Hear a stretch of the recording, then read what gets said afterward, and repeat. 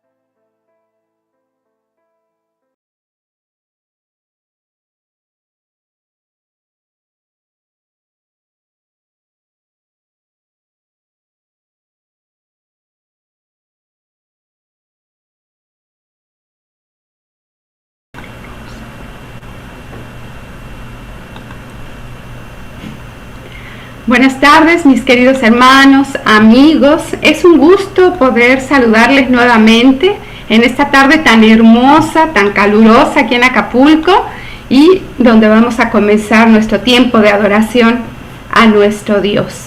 Les invito a que abramos nuestra Biblia en el libro de Mateo, capítulo 24, versículo 31. Mateo capítulo 24, versículo 31, y voy a dar lectura a mis queridos hermanos. Dice así la palabra de nuestro Dios: y enviará sus ángeles con gran voz de trompeta, y juntarán a sus escogidos de los cuatro vientos, desde un extremo del cielo hasta el otro. Vamos a orar, cerremos nuestros ojos. Te agradecemos, Padre, porque tú eres un Dios todopoderoso.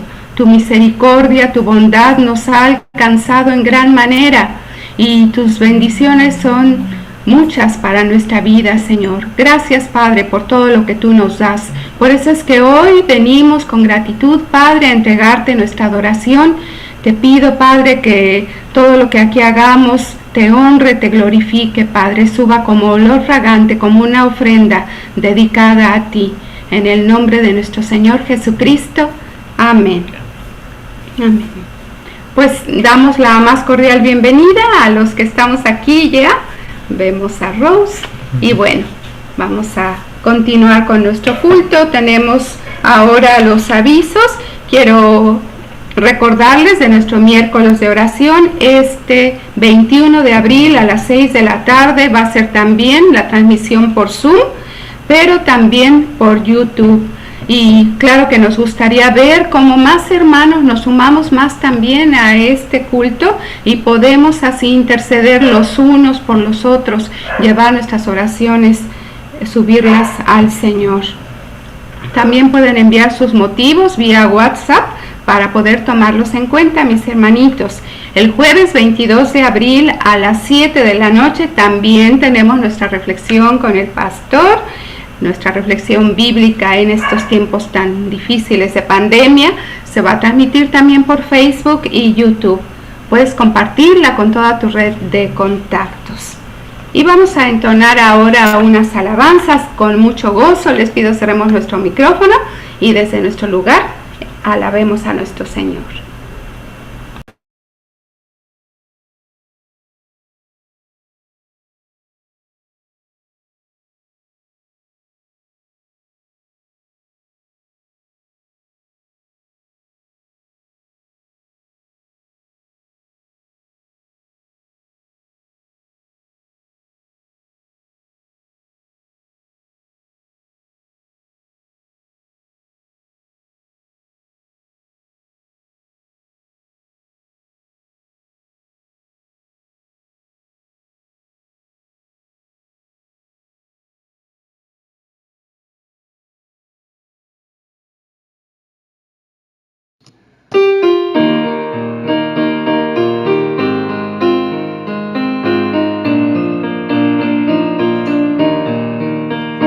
Día en día Cristo está conmigo, me consuela en medio del dolor, pues confiando en su poder eterno, no me afano ni me da temor.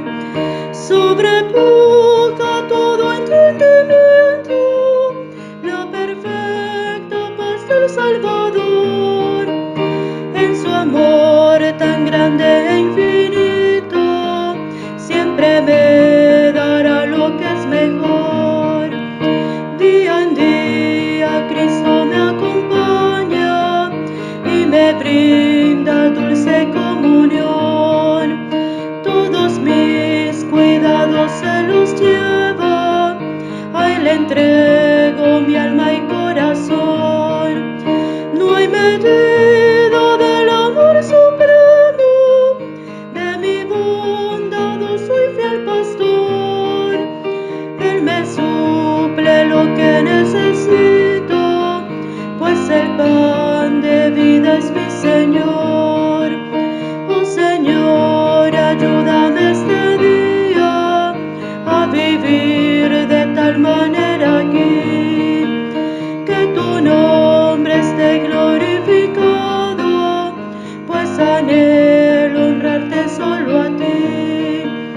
Con la diestra de tu gran justicia me sustentas en la turbación. Tus promesas son sostén y guía, siempre en ellas hay consolación.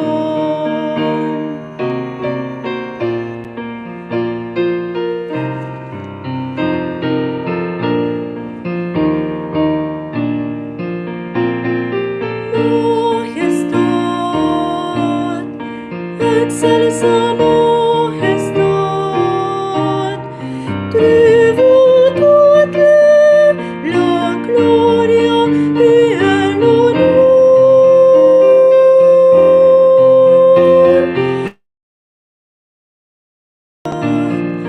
Por siempre ensalzar al Salvador, digno Señor, el vencedor. Por siempre ensalzar al Salvador, digno Señor, el vencedor. Por siempre ensalzar al Salvador, digno Señor, el vencedor. Por siempre ensalzar al Salvador, digno Señor, el vencedor. Por siempre ensalzar al Salvador, digno Señor, el vencedor. Por siempre ensalzar al Salvador, digno Señor, el vencedor.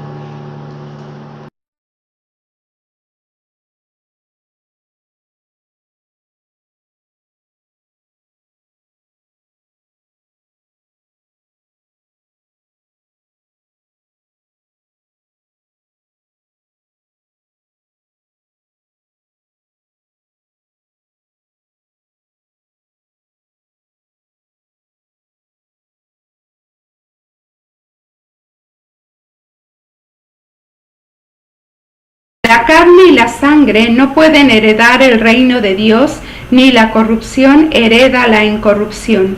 He aquí os digo un misterio: no todos dormiremos, pero todos seremos transformados. En un momento, en un abrir y cerrar de ojos, a la final trompeta, porque se tocará la trompeta, y los muertos serán resucitados incorruptibles, y nosotros seremos transformados.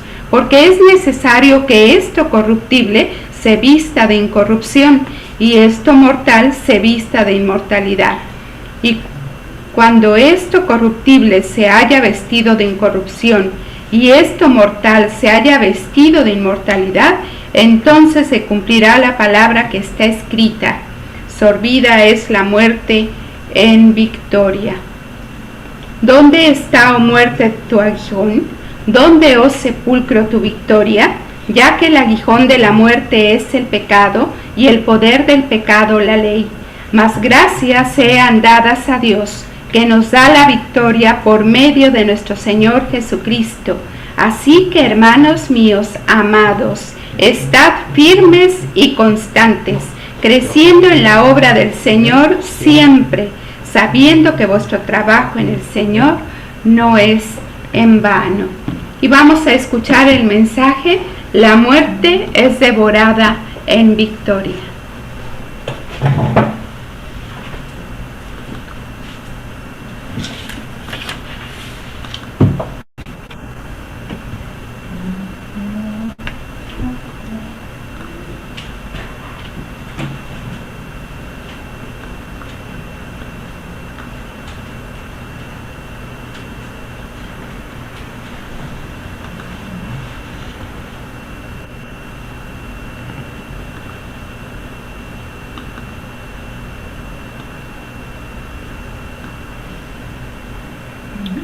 Algo que quiero compartir en esta tarde es lo siguiente. Dice el libro de Eclesiastés,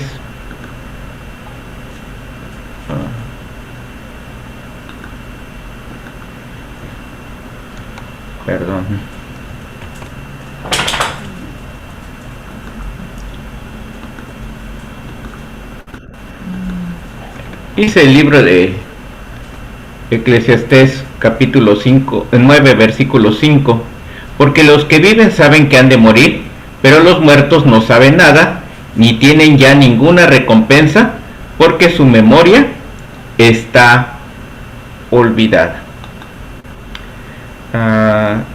¿Sabes? Esta es una realidad terrible. Un versículo anterior dice Eclesiastés que más vale perro vivo que león muerto, y en aquellos tiempos que los perros eran unos animales despreciables, pues era mucho mejor estar vivo que estar muerto, con todo y que el león era el animal más majestuoso, pero mejor estar vivo que estar muerto, con toda la majestuosidad. La muerte ha destruido hasta los más poderosos reyes y emperadores.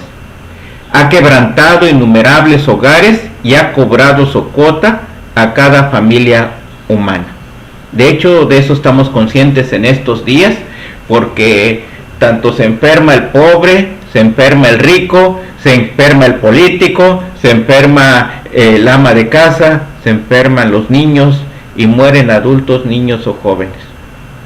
Nadie se escapa del COVID-19. Por eso es que tanto dolor y sufrimiento y tanta esperanza en la vacunación que se dé en estas semanas, en estos meses. La muerte ha privado a cada uno de sus víctimas de todas las posesiones terrenales, porque desnudos venimos y desnudos nos iremos. Ha llenado este mundo de lágrimas inútiles y de gemidos desesperados.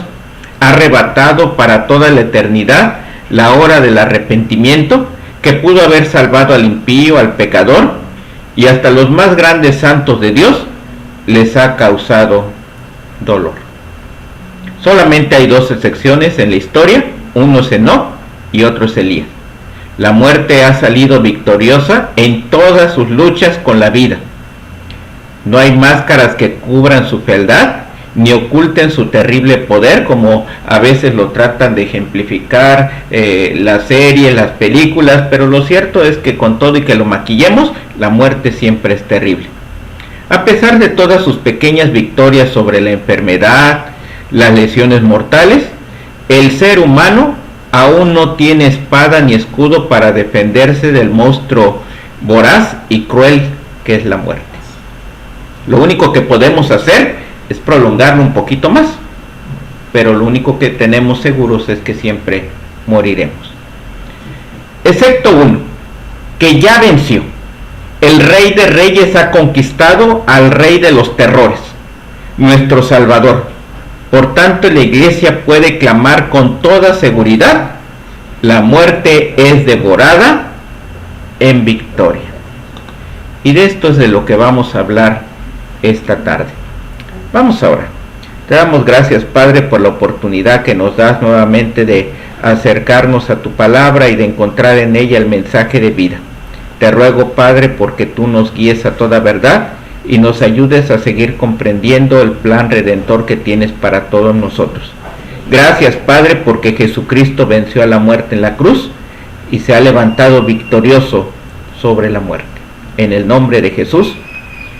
Amén. Con este mensaje damos por concluido este breve recorrido que hemos hecho sobre las enseñanzas que nos deja la primera epístola a los Corintios en su capítulo 15, misma que hemos titulado La locura de la resurrección. Son 4 mensajes, 2 que revisamos el domingo pasado y los 2 que hemos visto tanto en el culto de la mañana como en este horario. Yo te invito para que completes la serie, no te los pierdas, los puedas revisar. Ahí están en el canal de YouTube o Facebook, en Congregación Presbiteriana Emanuel, y los puedes inclusive compartir. Y recordemos, porque si Jesús no resucitó de los muertos, todo lo que hacemos como iglesia no tiene sentido. Por eso es que le hemos dado tanta prioridad. El mismo apóstol escribió ese capítulo más grande de cualquiera de sus epístolas y habló sobre un solo tema: la resurrección de los muertos. Ahora quiero compartir lo que dice Primera de Corintios 15, 50, que dice: y esto digo, hermanos, que la carne y la sangre no pueden heredar el reino de Dios, ni lo que se corrompe hereda lo incorruptible.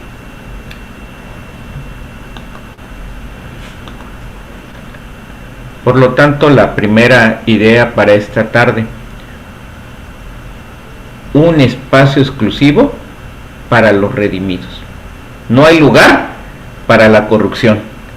Aún aunque tratemos de enmascararla, el Señor perfectamente conoce quién es su pueblo, conoce los corazones, y aunque como algunos tratan hoy de decir, bueno, ya se acabó la corrupción, lo cierto es que solamente el Señor sabe, porque nosotros creemos, tenemos optimismo y esperamos que eso haya realmente ocurrido, pero allá, en el lugar donde está el Señor, solamente lo incorrupto, solamente lo sano, solamente lo redimido, solamente lo comprado por la sangre de Jesucristo tendrá y será bienvenido. Así que el reino de los cielos, la gloria venidera, solamente está destinada para los redimidos en Cristo.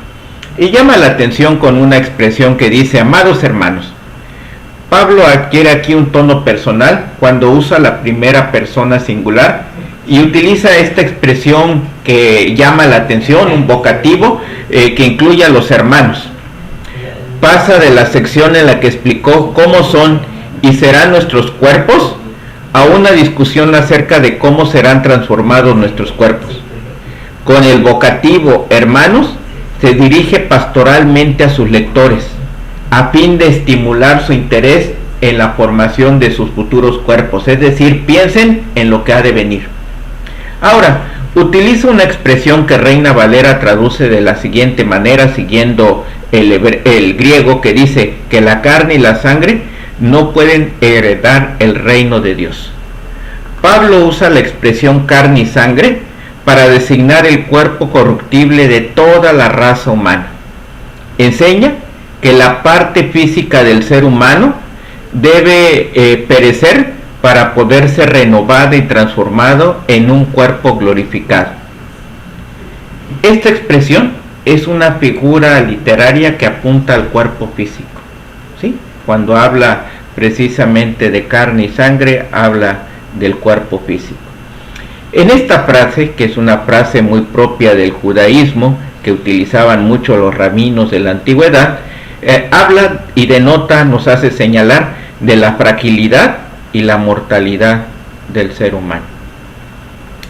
Ahora, ¿qué relación tiene esta frase de carne y sangre en conexión con heredar el reino de Dios? Si tomáramos la frase en una forma literal, Pablo estaría diciendo que ningún ser humano heredaría este reino. Pero este no es el caso, porque los creyentes tenemos la promesa de que somos herederos y coherederos de Cristo de este reino prometido.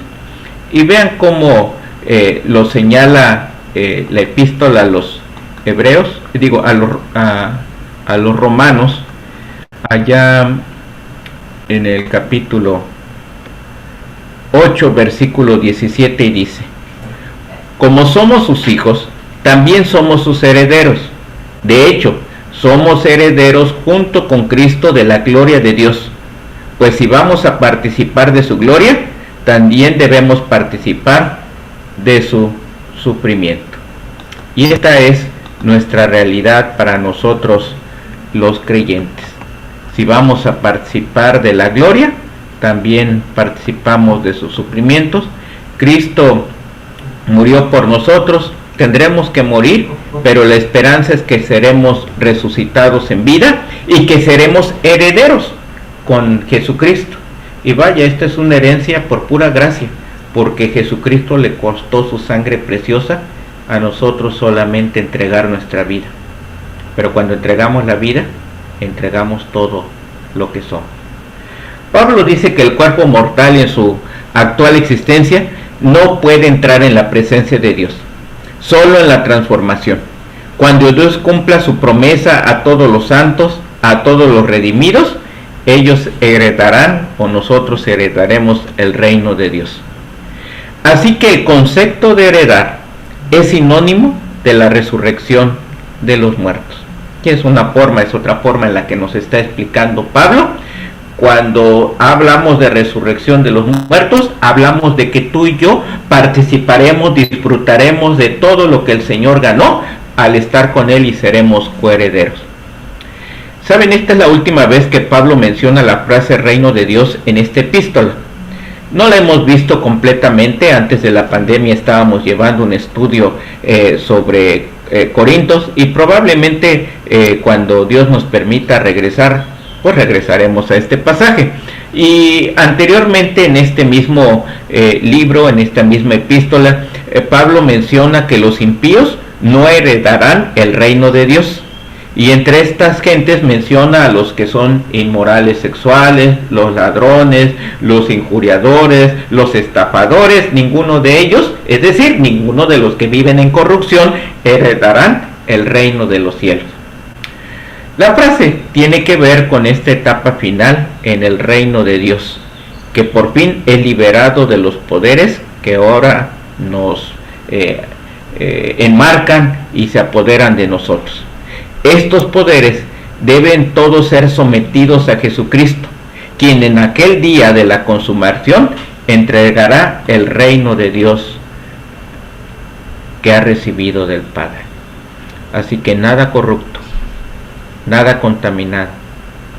Hoy lo anhelamos, pero difícilmente lo podemos conseguir.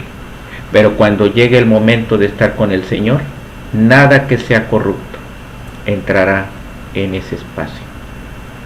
Ahora continuamos con Primera de Corintios 15, versículos 53 y 54, que dice: porque lo corruptible tiene que revestirse de lo incorruptible, y lo mortal de inmortalidad, Cuando lo corruptible se revista de lo incorruptible y lo mortal de inmortalidad, entonces se cumplirá lo que está escrito: la muerte ha sido devorada por la victoria. Y aquí he utilizado este juego de palabras para hablar de nuestra segunda idea de esta tarde. Muerte, yo seré tu muerte. Esta es la gran afirmación de Jesucristo al levantarse de la tumba. Muerte, yo seré tu muerte. Y hoy lamentablemente los seres humanos vivimos en el error de la muerte. Nosotros realmente no podemos hacer nada con ella, solamente esperarla y tratar de prolongar nuestros días para que pues tarde un poquito más para llegar. Notamos ante todo estos pronombres demostrativos, y donde dice mortal y corruptible del ser humano. Este verbo nos ayuda a entender que Dios impone y actúa como un verbo, y nos dice que Él va a ser el que nos revista, el que nos vista.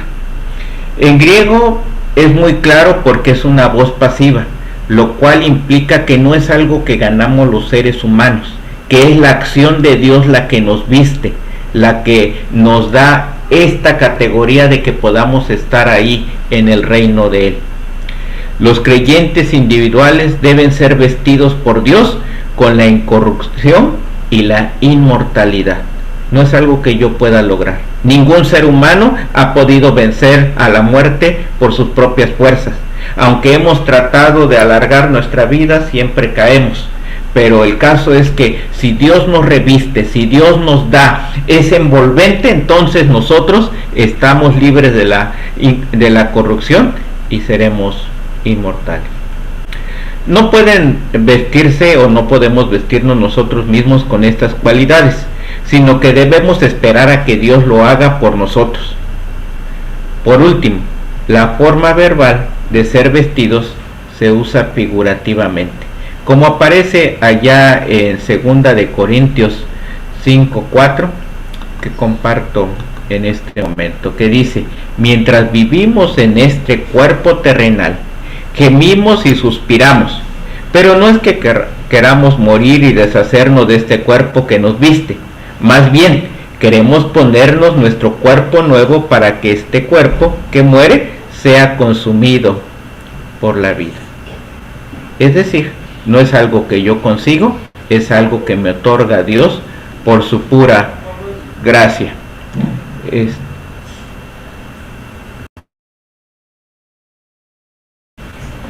Sí.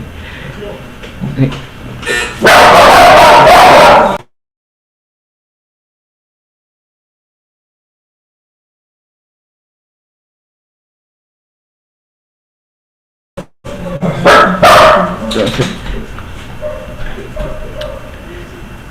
Pablo está aquí mencionando algo que es la desnudez, que el apóstol esperaba evitar, que es la desnudez del alma desencarnada, es decir, lo que Dios ve. Delante de Dios no nos podemos ocultar. Delante de tu vecino, de tu familiar, aún en nuestro propio hogar nos podemos disimular. Por ejemplo, podemos ocultar la información de este aparatito, podemos decirle a alguien que no nos llame, podemos fingir una vida. Ha habido inclusive muchas series y películas que retratan gente que vive una doble vida y que su familia ni siquiera sabe a qué se dedica, a dónde va, quiénes son sus relaciones. Pero delante del Señor estamos como desnudos, y esta desnudez que Él ve es precisamente y observa que estamos corruptos, que somos pecadores, pero cuando Él regrese por nosotros, entonces Él nos revestirá, nos vestirá de tal manera que podamos entrar en este reino celestial. Refiriéndose a la situación presente en la que todavía estamos, sí, el cuerpo físico, estamos expuestos a las aflicciones que nos sobrevendrán. Pablo dice que estamos en unos gemidos agobiantes, y por lo tanto, como seres humanos, aunque confiamos en que el Señor nos tiene destinado un final feliz, anhelamos que la nueva y la mejor vida pues venga. El apóstol esperaba la transformación de su cuerpo para que fuera como el cuerpo glorioso de Cristo.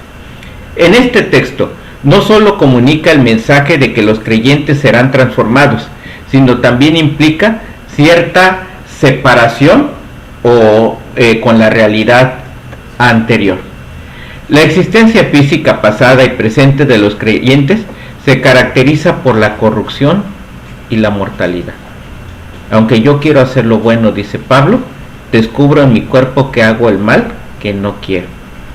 Aunque queremos tener la iglesia y la familia y los hijos perfectos, nos damos cuenta que es imposible. Podemos tener buenas intenciones y trabajar para ello, pero siempre algo pasa. Y cuando decimos, yo me cuido, vivo una vida saludable, una vida honesta, de todos modos me voy a enfermar y morir. Pero el mensaje de este versículo también tiene un aspecto de continuidad, porque el cuerpo terrenal, el que será vestido de incorrupción e inmortalidad.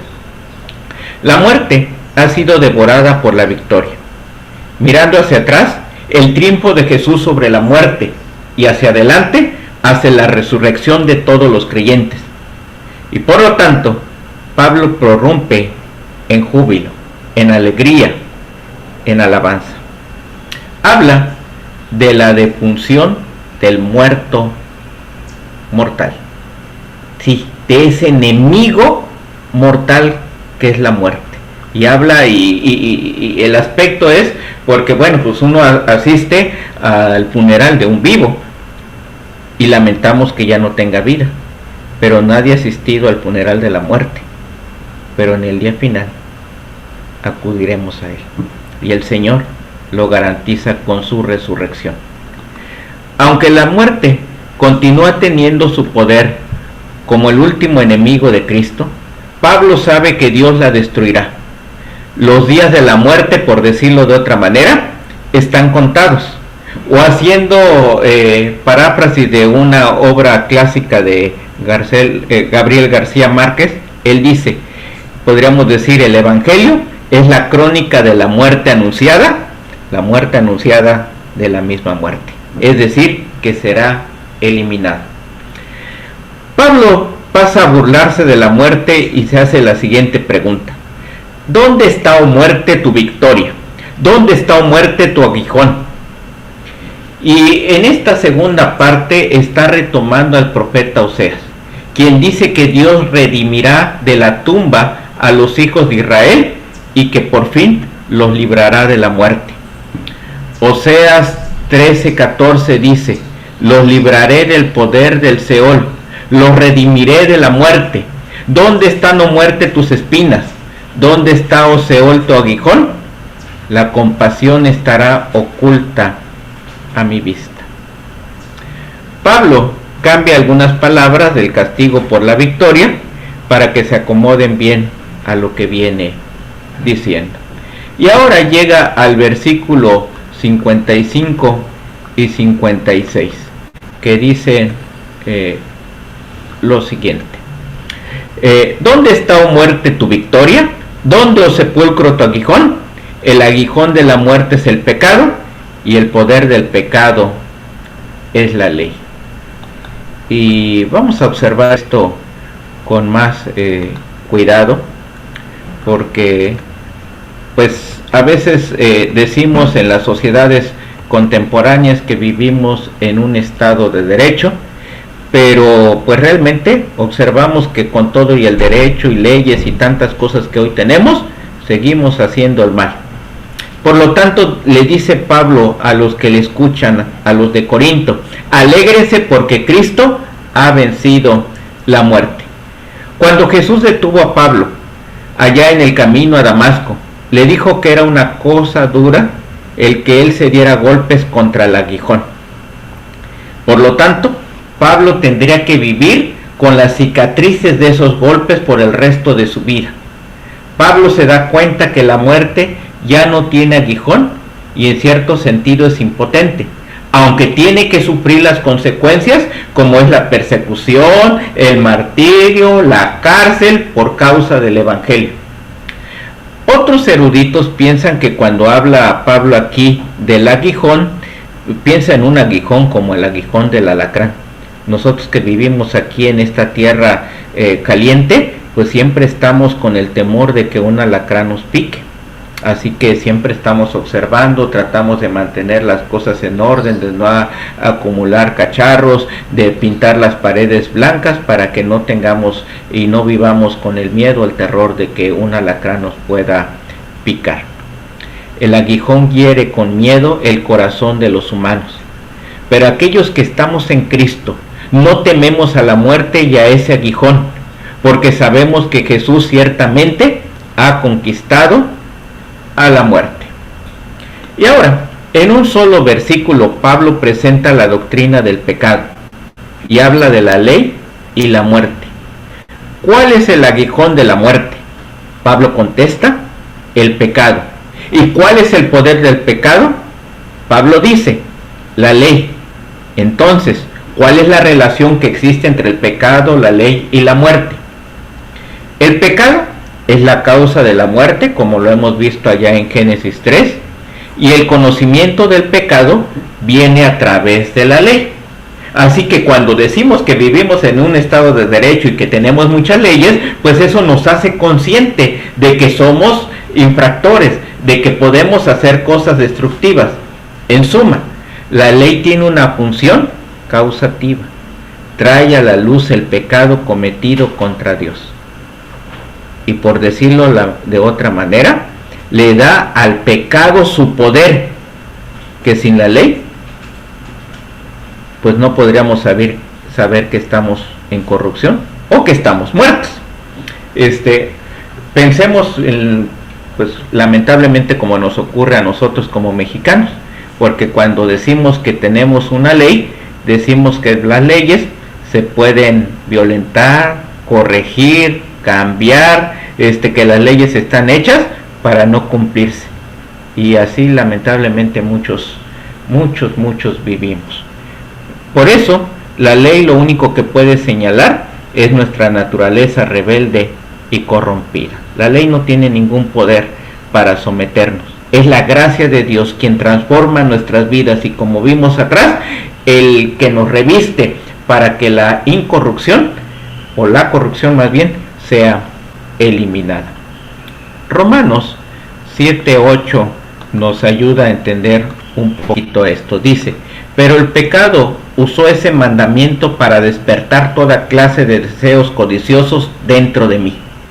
Si no existiera la ley, el pecado no tendría poder.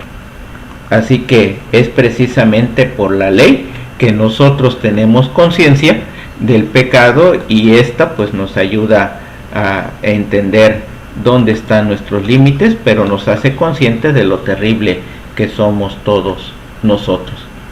La ley, que es buena, levanta pasiones pecaminosas y de esa forma fortalece el pecado. La ley sentencia y condena al pecador a la muerte. Así la ley es un instrumento de muerte porque el pecador no es capaz de cumplir con todas las demandas. No hay nadie, como dice en Romanos el mismo apóstol Pablo, no hay un justo ni aun uno. Fíjense lo que decía el reformador Juan Calvino. Él hace notar que la muerte no tiene otra arma para herirnos que el pecado, ya que la muerte viene de la ira de Dios, pero Dios solo está airado con nuestros pecados, de manera que si quitamos de en medio el pecado, la muerte ya no podrá dañarnos nunca más. Es la ley de Dios la que le da a ese aguijón su poder mortal. Concluyendo, Pablo se pregunta, ¿no hay esperanza? Por supuesto. La respuesta a este clamor, ¿quién me librará de este cuerpo mortal? Y Pablo responde, gracias a Dios por medio de Jesucristo nuestro Señor. Pablo proclama las buenas nuevas de Jesucristo, que ha cumplido la ley y ha cumplido esa ley para que nosotros, su pueblo, recibamos los beneficios. Vean cómo lo señala el mismo apóstol ahí en la primera carta en el capítulo 15, versículos 57 y 58. Pero gracias a Dios que nos ha dado la victoria por medio de nuestro Señor Jesucristo.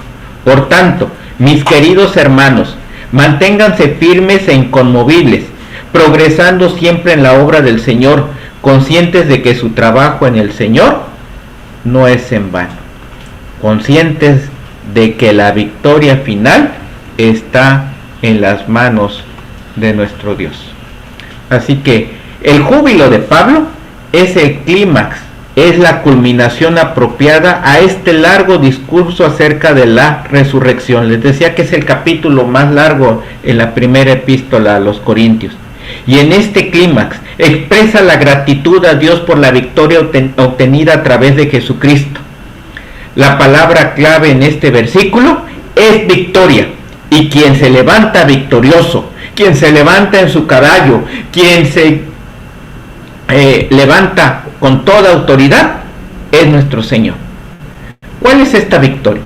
Jesús murió a causa de nuestros pecados y conquistó la muerte por nosotros, resucitando del sepulcro. Por medio de su muerte nos liberó de la esclavitud del pecado y nos declaró justos delante de Dios. Sobre la base de su resurrección y glorificación, esperamos ser como Él, porque la fe en Cristo, participando en su victoria sobre Satanás, la muerte, el infierno y la tumba, todo eso ha sido derrotado por la resurrección de Jesucristo. En consecuencia, nuestro Señor resucitado posee triunfalmente las llaves de la muerte. Y en su servicio a Cristo, Pablo con frecuencia se encontraba cara a cara con la muerte. Pero aunque sabía que la muerte todavía es una fuerza poderosa en la tierra, es absolutamente cierto que Jesucristo conquistó a la muerte. Por consiguiente escribe: Dios nos ha dado la victoria. Pablo usa este tiempo presente. En este momento, Dios se mantiene dando la victoria en Cristo. Podemos apropiarnos del triunfo de Jesús y regocijarnos en las riquezas de la salvación que son nuestras. Así que, oh muerte, ¿dónde está tu aguijón? ¿Dónde está tu victoria, sepulcro? Jesucristo ha salido victorioso y la muerte es devorada por la victoria de Jesús en la cruz y al levantarse de la tumba. Vamos ahora. Te damos muchas gracias, Padre, por la oportunidad que nos has dado de acercarnos a tu palabra. Te rogamos que sigas guiando nuestra vida y que podamos esperar y anhelar ese momento en el que estemos contigo, cuando nuestro cuerpo y nuestra vida sea transformada, cuando el pecado sea totalmente eliminado y cuando podamos estar revestidos por la justicia que Jesucristo ganó en la cruz. Gracias por tu palabra, en el nombre de Jesús. Amén. Vamos a continuar con nuestro culto de esta tarde. Bien, pues gracias a Dios por la palabra que hemos escuchado. Que Dios grabe en nuestros corazones las enseñanzas y podamos aplicarlas a nuestra vida. Y vamos ahora a leer en en el libro de Levítico, capítulo 1, versículo 2. Es el tiempo de nuestra ofrenda. Y vamos a buscar esta cita en nuestras Biblias.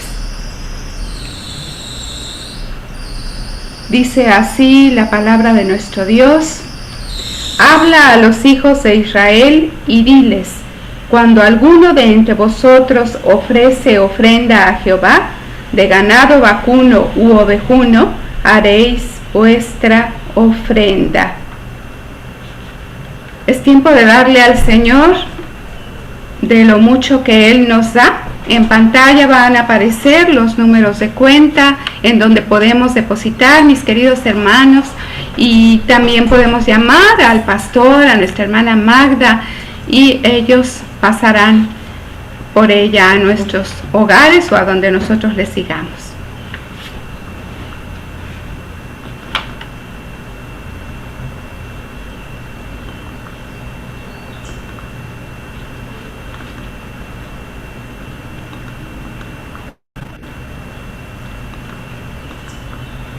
lo alto ni lo profundo nos podrá separar del amor de Dios.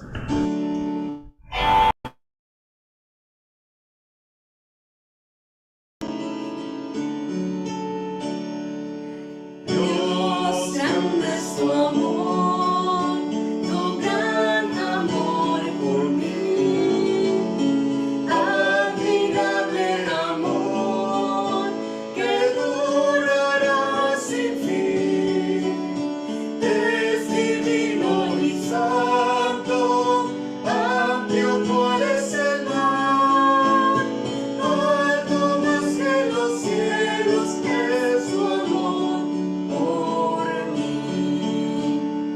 Dios, grande es tu amor, tu gran amor por mí, admirable amor que durará sin fin, es divino y santo, amplio cual es el mar, alto más que los cielos es tu amor por mí.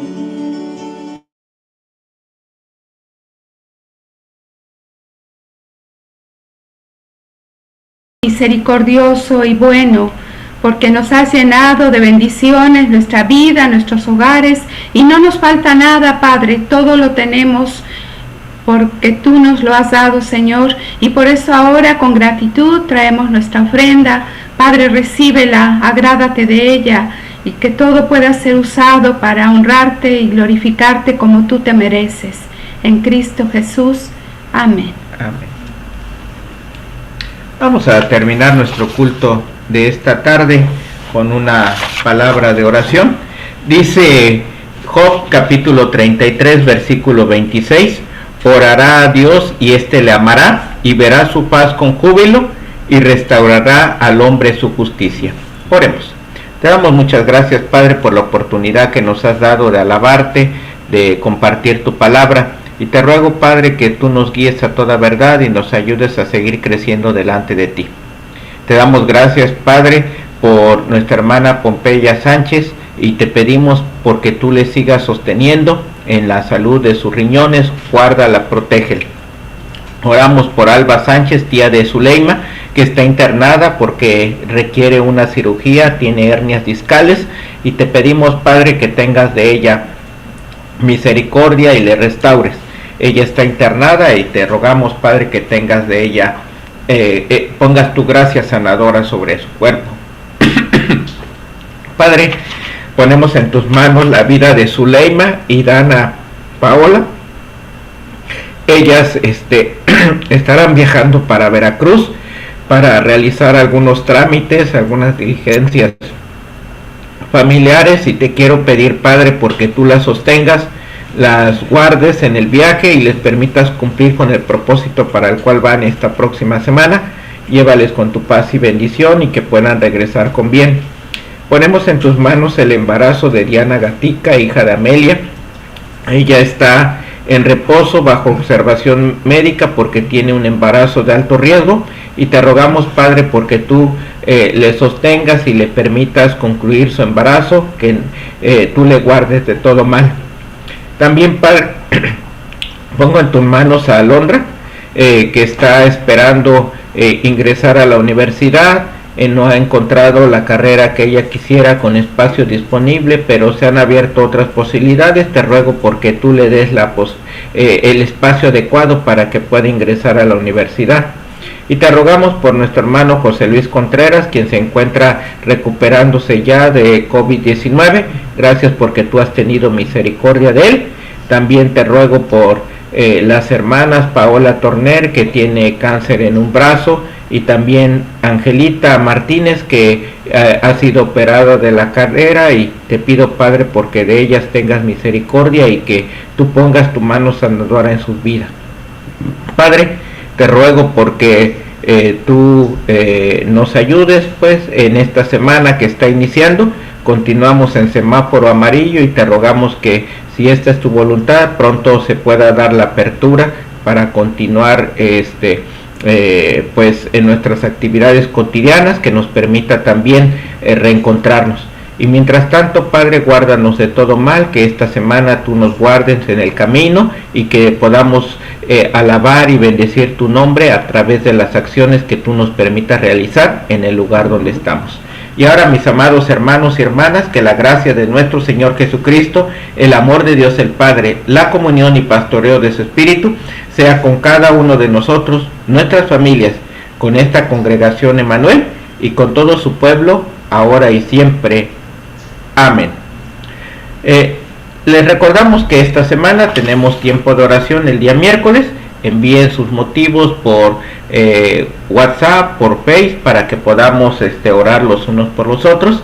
Y les invitamos, porque nos enlazaremos con la Iglesia Jesús de Nazaret para tener esta conmemoración por los 100 años del capitán Brenton, quien vino a compartir testimonio de fe en esta tierra, en la costa de Guerrero, muy particularmente de Acapulco hacia Costa Chica.